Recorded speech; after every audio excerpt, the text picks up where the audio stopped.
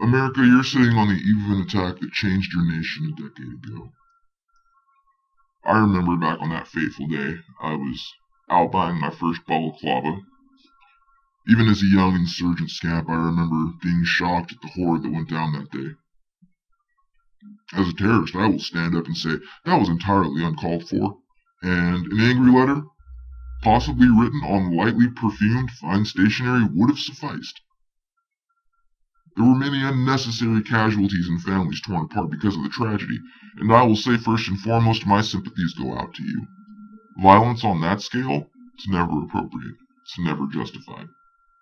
And people who lost family members and loved ones are just as much real victims of that heinous act as those who did sadly pass on that day. It's an event that should be remembered, but America, many people would have you recognize it for the wrong reasons. While it is a very real tragedy, this event is used by some as a tool for a violent, hateful agenda. I urge Americans to remember that day with the respect and seriousness it deserves.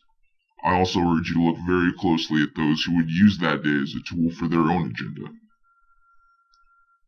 I don't know if you've been watching very closely lately, America, but this war on terror, it's become mocked. The very words terror and terrorist are tools.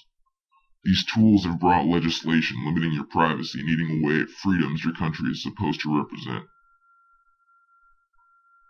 They were still tools, still are tools, the other in process. Watch for their use. This is a time when, as a society, as a community, you need to come closer to find solutions to the very real problems that your nation is facing today. 9/11 shouldn't be an open wound in American history, bleeding your attention away from current injustices and issues. 9/11, at least in the aftermath of what it has caused, should be a time to remember that you have to come together as a community, but not always against one perceived entity.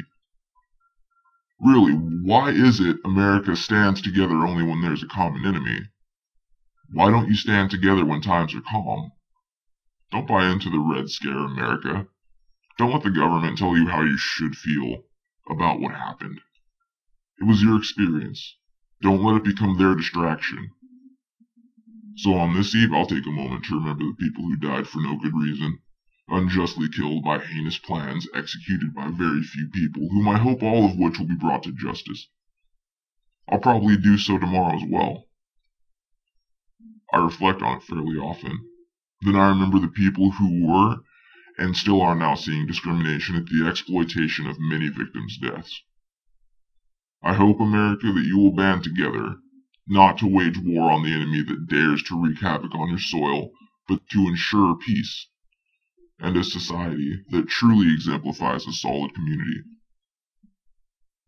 I wish the best in the coming years for the victimized families of 9/11, both those who lost families in the attacks and those who face discrimination today.